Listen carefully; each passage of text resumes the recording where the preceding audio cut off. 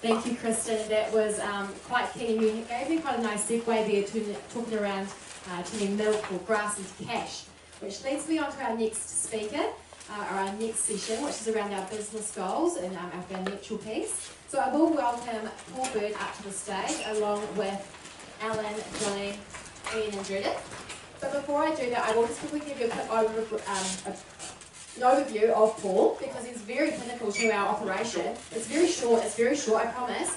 Look, Paul here is actually our senior business analyst. He is the main man in DairyNZ who crunches all the numbers, turning economic research and data into on-farm use, essentially.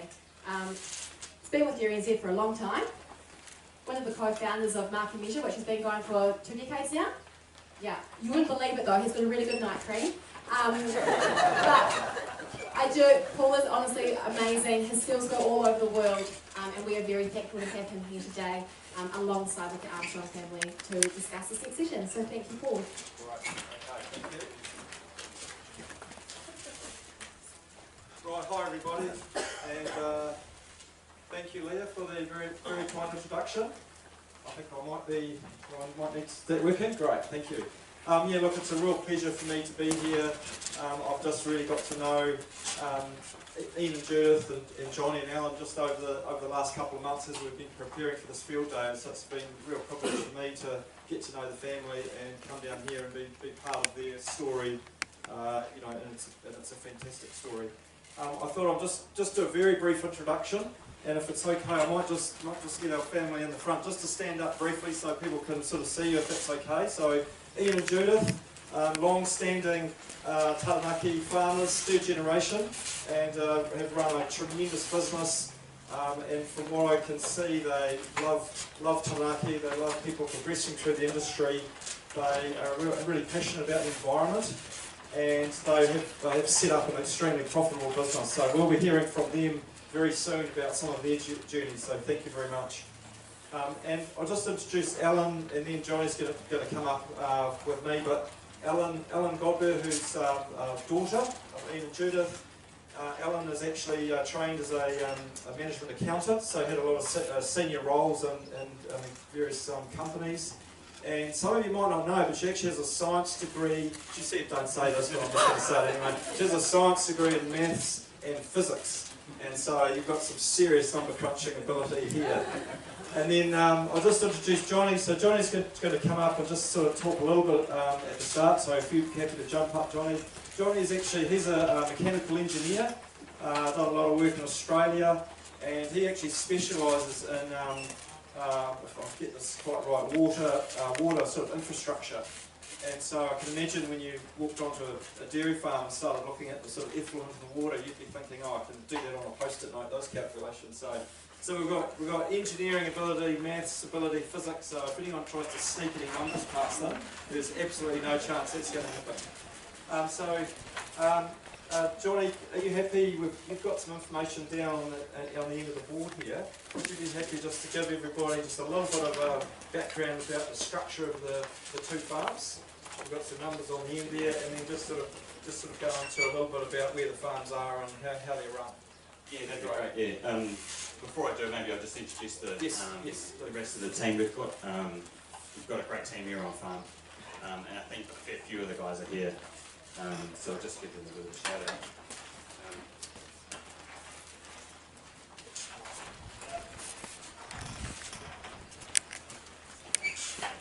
Yeah, so as mentioned, we've got Daniel and Monique Newell here, contract milking at both of our dairy farms. They're doing a fantastic job. And I think a few of their team are here today as well. Their team's Logan on the Waiaki farm, Sean, Gina, Star, Rory and Max. Are they all here? Maybe you could all just jump up. Can you just stand up so we can know? They're just hiding in the back, I think. Thanks guys. And we've also got a few guys that work on the dry stock block and do the maintenance, and that's led by Jacob Hancock and Ian and Matthew. I think they're both here as well. If you guys just stand up and say hi. Thanks guys. Yeah. Right, thanks Jonny. So yeah, just take us through, all of this information's in the booklet and more than what's up here, but you happy to head down the end there and take us through the two farms, and you've got the map there, so just give us a bit of a, and if you need the pointer, just give us a bit of outline about what we've got here. You've got the two properties. Yeah. So we kind of classify it as 3 properties. We sort of call it 2 dairy units and 1 runoff. But from our perspective as a family, we run it as a single business. It's all operated under AME. Where we are right now, we're on our Eltham Road farm. Somewhere here. So the Eltham Road farm's the larger of the 2 dairy units. It's 320 hectares effective, milking about 950 cows. Thanks, I need another hand. Yeah. Through a 60 bale rotary cow shed.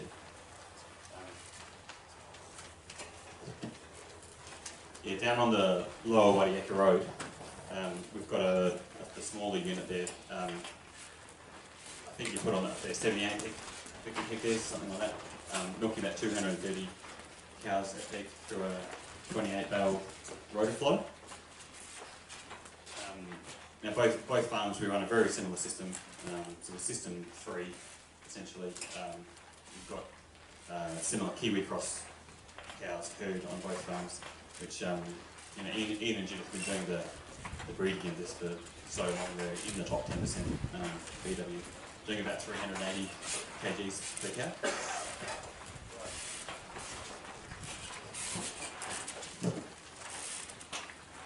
It's a fairly simple system. We do feed some PK. The idea is we use some palm kernel in the spring to fill a gap prior to balance day. We don't have much infrastructure for it. We don't have engine feeding. No real feed pad, just use some troughs at the exit. We predominantly feed silage in autumn. The silage harvested off the dairy farms and off the runoff. If there is economic opportunity, we'll feed some PK in autumn as well. So I guess we're calling our system sort of pasture first. We've also got the runoff, which connects to the Eltham Road Dairy Farm. It's about 220 hectares effective. There we rear all our replacements for both farms. At the moment, we're running about 60 Jersey bulls, some for sale, some for breeding. In the past, we've run some holdovers there for sale in calf the following season. And that unit's about 50% mowable. It's about 110 hectares can be mowed for silage and hay. And the goal is to harvest a cut of silage and a cut of hay off all of that every year to support the dairy units. And do you mind just telling us a little bit, Jonny, while you're flicking over there, so your role sort of operations manager for the whole operation? Yeah, that's right, yeah. So I work with, mostly I work with Daniel and Jacob really. I don't know exactly what I do, but I guess my role is to make sure that they've got a plan and then help them out to stick to that plan. But I mean, they're doing the day-to-day operations, and when we're talking about pasture management, like they really need to get the credit for that. But I think Ian and Judith are getting a bit of a history of the property and the development that's gone into it, but we're in Takiri here that we're under no illusions about what the quality of the land is. We've got some challenges. There's rocks everywhere. The water and drainage is a bit of an issue. We've got, in amongst this, we've got something like 45 kilometres of riparian boundaries that we need to manage. And in terms of our system, we're aiming for simple, low cost, and trying to be flexible and repeatable season after season.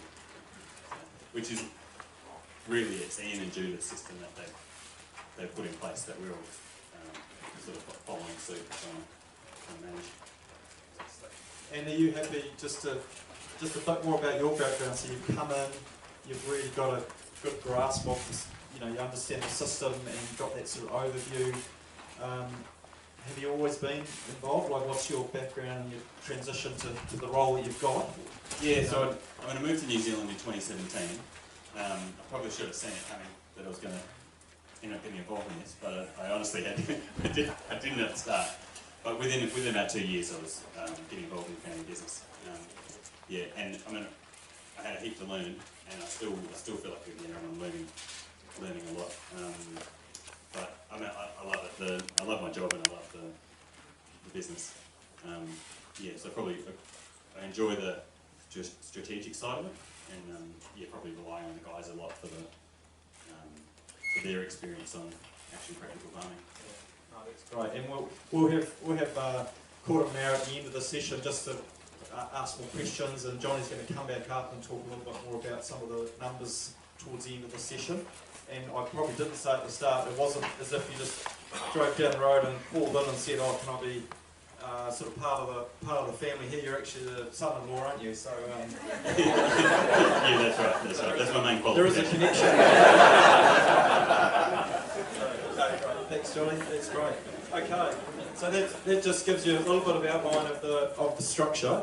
And then I think we were going to, Alan, I think you were going to be coming up just to talk a little bit about some of the vision and where you're heading and sort of the direction of the business. So, Alan, over to you.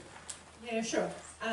Sorry, I had some things just down on the structure as well. I was going to talk a little bit about how, but Johnny's covered a lot of it, but I was just going to say with Daniel Monique, with the way they run their rosters, the way we're set up so that Daniel Monique are contract milkers on both the farms, and then they have Logan running the manager on the Waiaka farm, but their team of 5 staff on the Alpha Road cover the roster down there on the Waiaka so that everyone can get sufficient time away from the farm.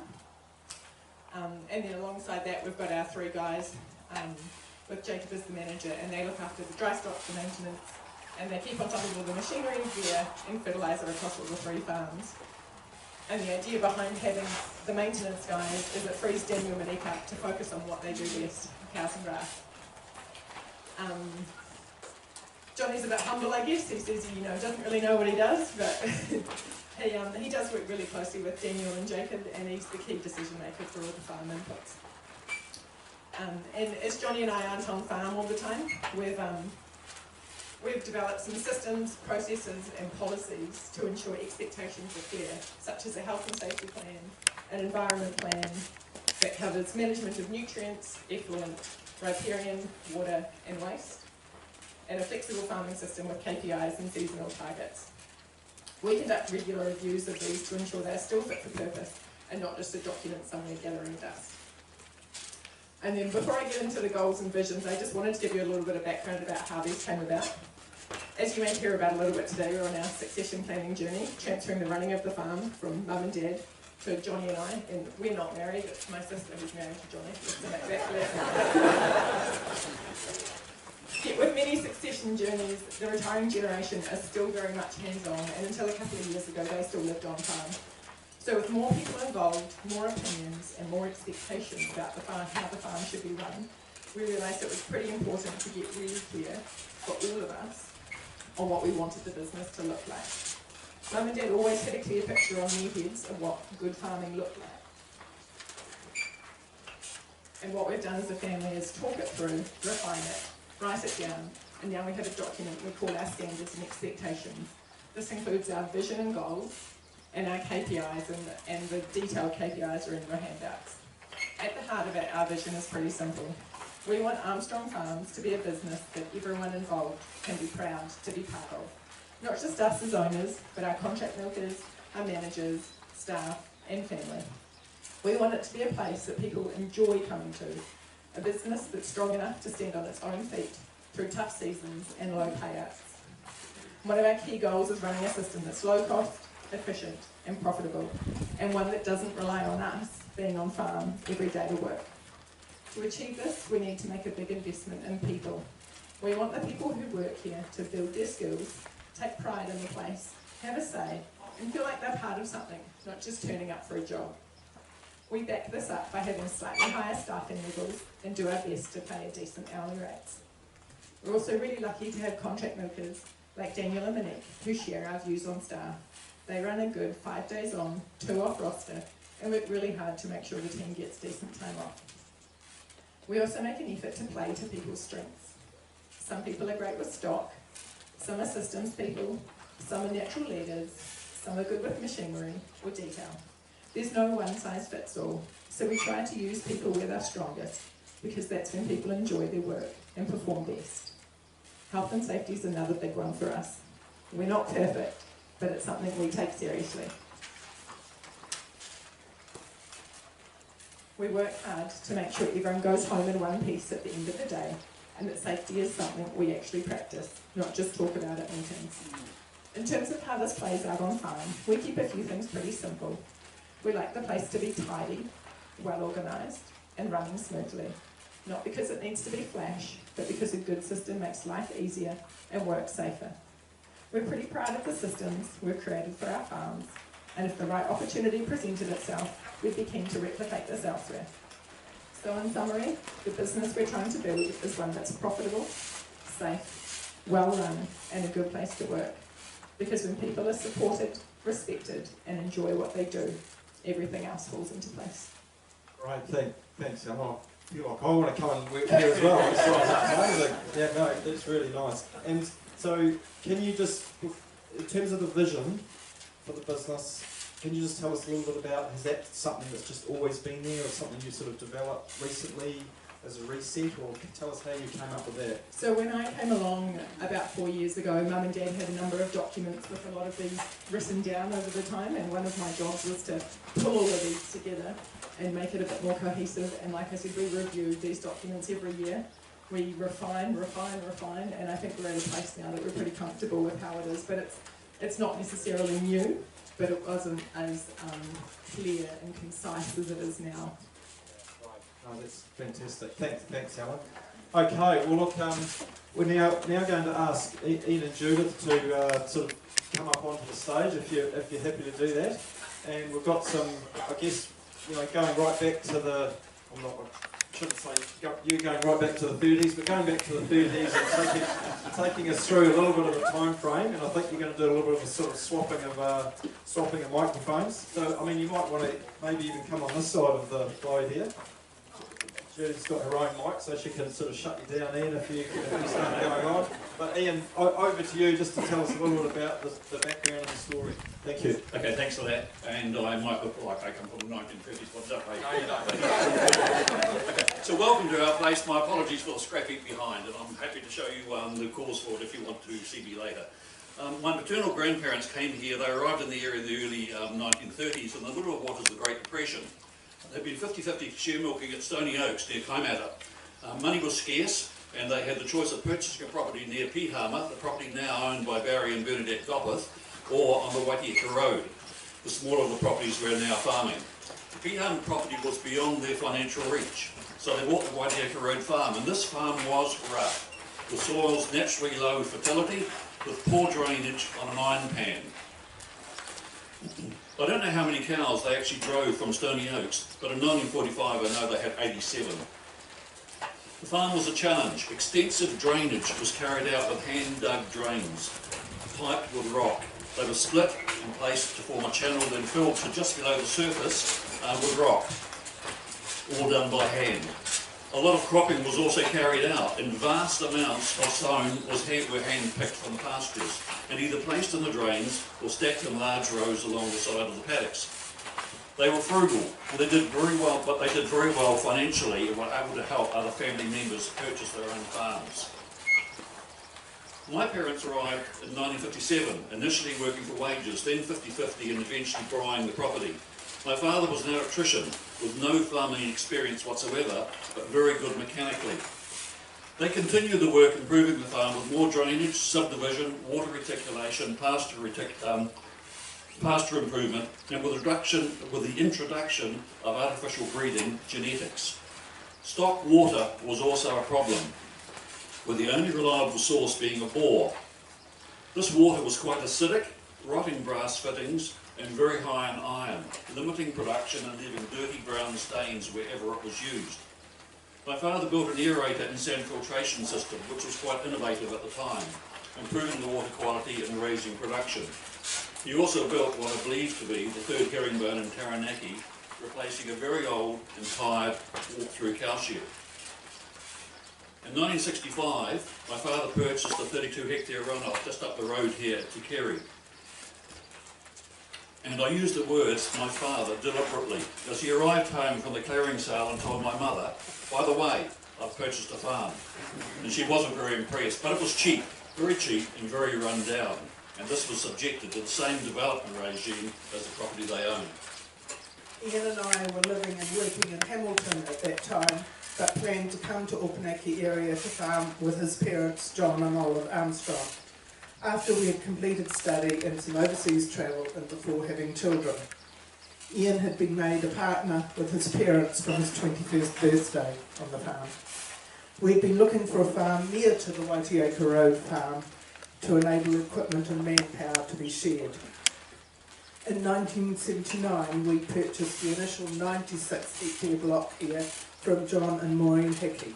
They left money in at the same rate we were paying the bank, 11%, and takeover was 1 June 1980. The Hickeys were able to stay living on the main farmhouse up where Dan and Monique live now for the next 6 months or so. And Ian and I left for Tanzania late 1979 for a 2-year New Zealand aid project teaching dairy farm, leaving his parents to operate this farm. Ian's parents moved their farm manager up here to live in the house that was on the tanker track and purchased the cheapest in-calf cows around and oversaw the start of drainage on a wet farm with lots of springs and big old Muricata pines and Makrikata trees. A single bank account was used for farm operations on both this farm and the Waitiaka Road dairy farm, but land ownership was in Ian's and my names. Ian and I came to live on the farm from February 1982, and a house repaint and drainage work with Ian's father on the farm kept Ian busy until the start of the 82-83 season, when Ian and I took over milking and running the farm with one couple working for us. I did not grow up farming, but rather on the other side of our industry, my father being a dairy factory manager. Ian and I were involved with the accounts for both farms together with Ian's parents, having meetings around the 20th of the month to pay accounts, with me recording everything in a large cash book. My background's also maths and physics, actually. I had also taken over keeping wage records for both farms from June of 82.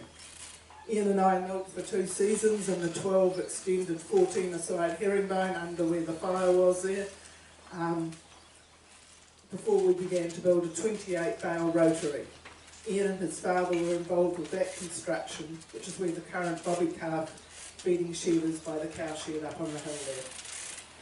We began milking in the new shed August 84 and had also put a third house on the farm so we could employ 2 couples, a farm manager and assistant.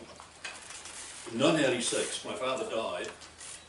Although the arrangement with my parents was that when Judith and I purchased our first flock, they would supervise our property for 2 years until we returned, then we would gradually take over the management of both properties.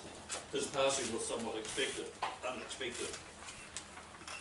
My mother left the farm with Judith and me assuming responsibility for the 2 dairy units and the runoff. I also became very involved in dairy industry politics, initially serving as a director on Egmont Dairy Company, then 2 years Moanui, serving as deputy chair at the time of the merger with Kiwi Dairies. I then became a director of Kiwi Dairies, Mainland Products and several other organisations until the formation of Fonterra. As such, I was totally unreliable as a dairy farmer. Through this period, we continued carrying out extensive development, drainage, subdivision, water reticulation and riparian planting. Late in 1988, a real estate agent visited us to say the Muggeridge Dairy Farm across the Taranaki River was on the market. We said we were not interested as we had signed up with a builder to renovate our home. By his 3rd visit, with a lower price each time, we thought we should look. It was a 57-hectare square running the other side of the Taranaki River, being run with draft horses, not tractors, but fitted well with our farm and the location of our newish cow shed, but needed a river crossing. The sale and purchase agreement had 3 haystacks to be left at the end of the season.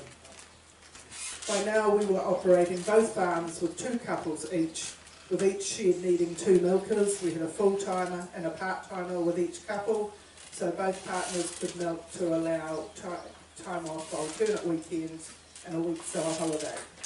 The wives reared the calves on each farm, took care of the bobby calves, and we also had 2 daughters by the end of 1984.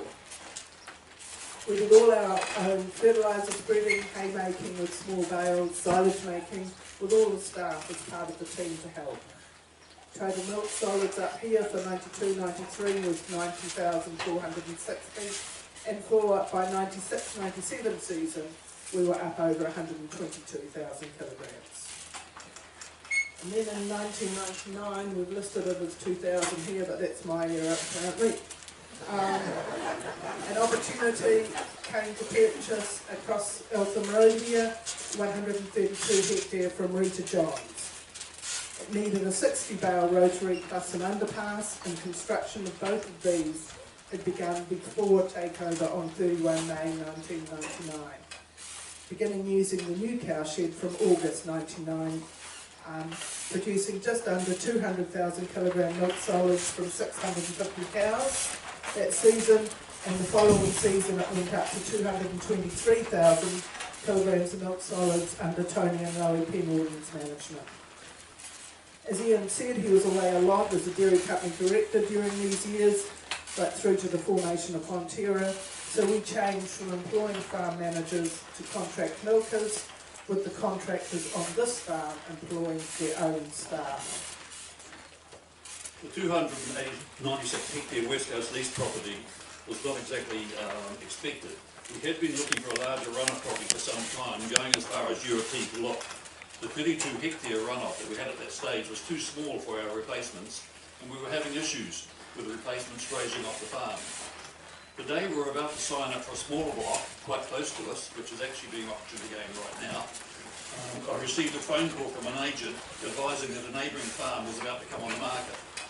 We didn't see that coming, and the land, West Coast lease, if you're familiar with it, was rough, very, very rough, and with all sorts of issues.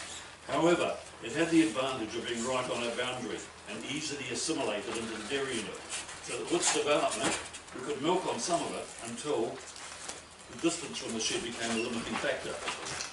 I told Judith, give me 2 years and I'll have it left in the shape. I got the time wrong and the price to do so. However, our initial budgets showed, after development, a static production of 300,000 kgs of milk solids.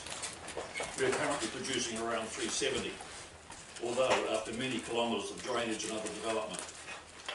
In 2015, we discussed with the family and advised that Judith and I had had about enough of dairy farming, and that if anyone wanted to get involved with the farms, now would be a good time to indicate. Otherwise, we'd start moving towards selling up. We have never been a couple to bring about the guilty duty aspect of passing the farm to the next generation. We are both firm that if you don't want to do it, then don't do it. However, we were told at that stage, pretty clearly, that the girls wanted to keep the farms, so the next challenge was how to bring this about, allowing Judith and me to back out. Oh, lovely. Thank you very much. Well, it's a lovely story, and don't go anywhere, because I think you're going to take it, just sort of explain a little bit about some of these photos that we've got here, because it's, and we'll have some more questions, Judith, as well for you.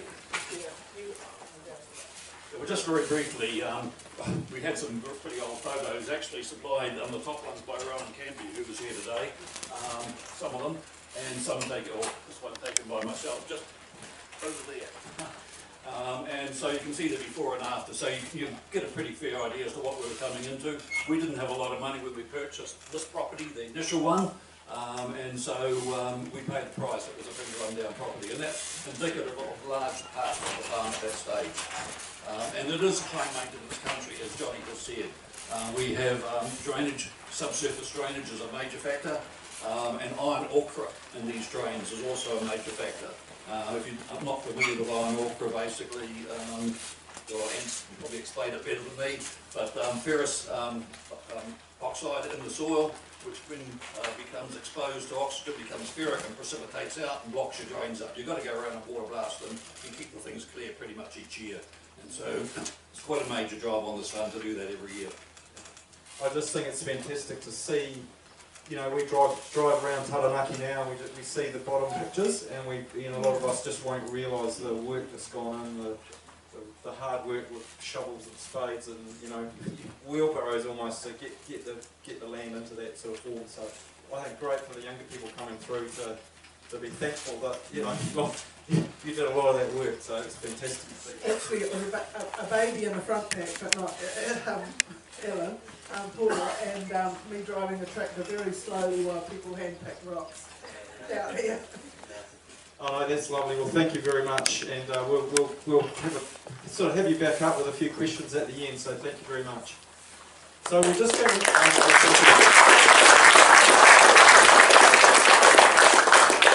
so I just want to very briefly, I'll perhaps just describe the numbers, and then Jonny can sort of say how he actually achieved it. But down the end here, we've got these financials, and so this is from DairyBase, and I was just working out.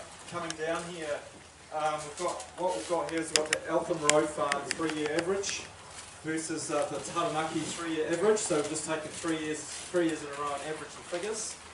And so you can see the gross farm revenue per milk solid, $9.42 versus $9.57. Operating expenses, $5.76, $6.55, and remember that includes depreciation.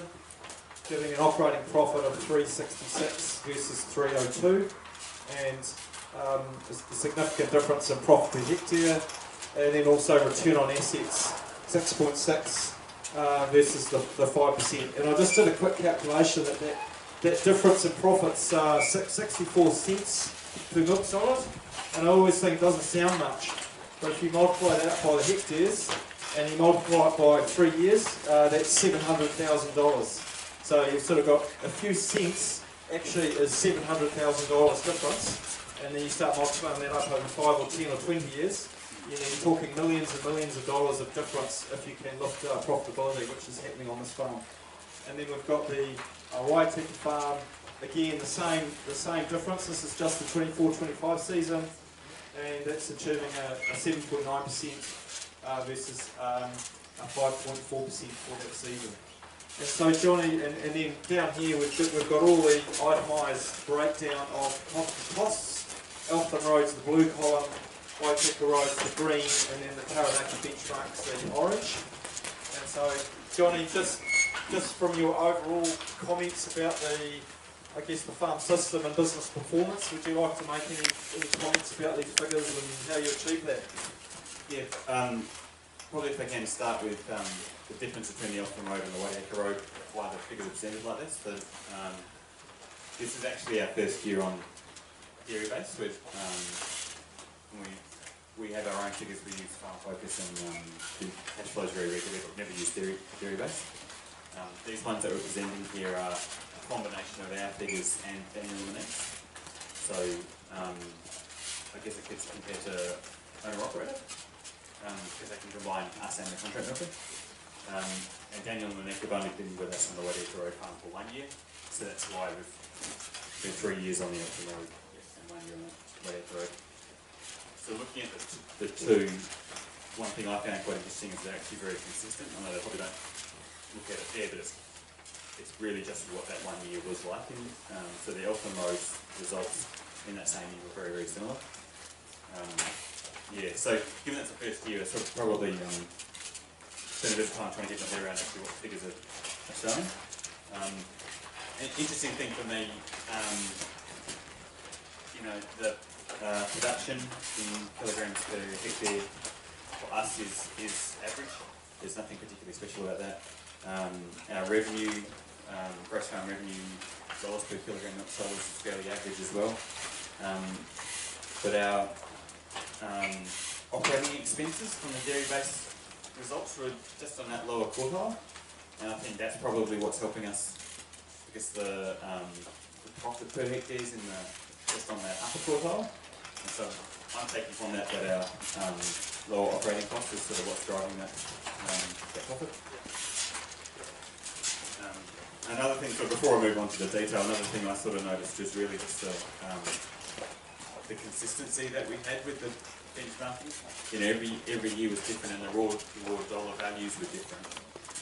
But we were sitting right on that quartile line every season. So and that gives me some comfort that we're sort of tracking along fairly consistently.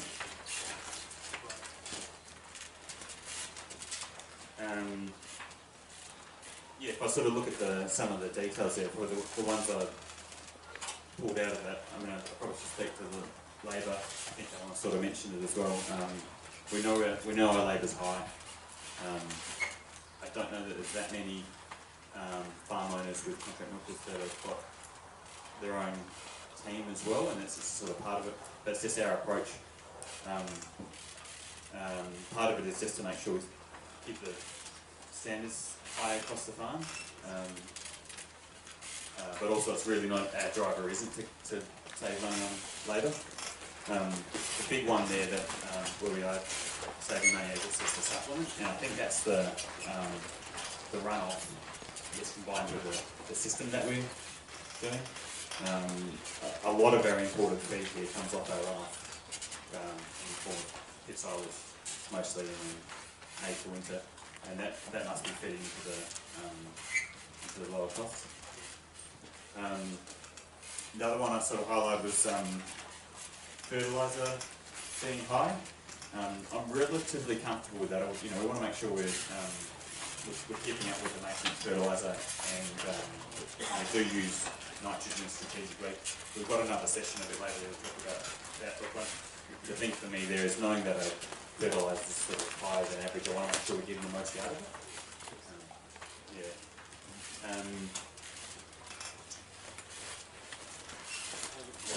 I think you've covered the key things. It just really stands out, that supplement cost. You know, like you say, you're doing a little bit over 1,100 a hectare.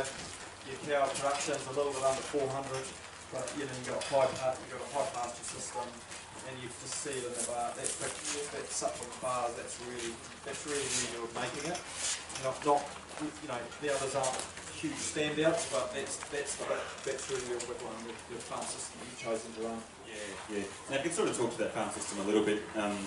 A couple of seasons ago, I think it worked out alright, but the indication was that the payout was going to be a little lower, and we were seeing rising costs. And Ellen and I do sort of a deep dive in what are we spending our money on. And a couple of the things that come away with, we actually stopped doing crops after that. Previously we were running a paddock or two of turnips, some kale for winter, and in season 4 that we had some maize. And did a bit of a look at what it was costing us to grow that and the yields we're getting from it. And the extra cost per kilogram dry matter was really too high for what we're... And partly that's the land we've got, the soil type, and the yields really weren't there. For others in around, the crops may well work for them, but so we just pulled it out and said, can we get by without it? Yeah. That's great. Thanks, Johnny. So that gives us an outline. We're going to be covering more about the farm system a little bit later in one of the sessions, so there'll be lots of opportunities to ask questions, but I'll probably, I can see that the MC sort of looking at me, looking at timing, so, but maybe just, is there one question that you might have that you want to throw in at this stage, and then we'll move on to the next sort of session. But has anyone got a particular question about the history or the farm system or the strategy that you want to throw in at this stage? Thanks. Simple one, start of calving, about end of June, early July. So we're saying 1st of August. It's, is that the start of calving? yeah. Roughly. Both farms are about a week apart. Okay, look, I think, can we just give Ian and Judith and Jonny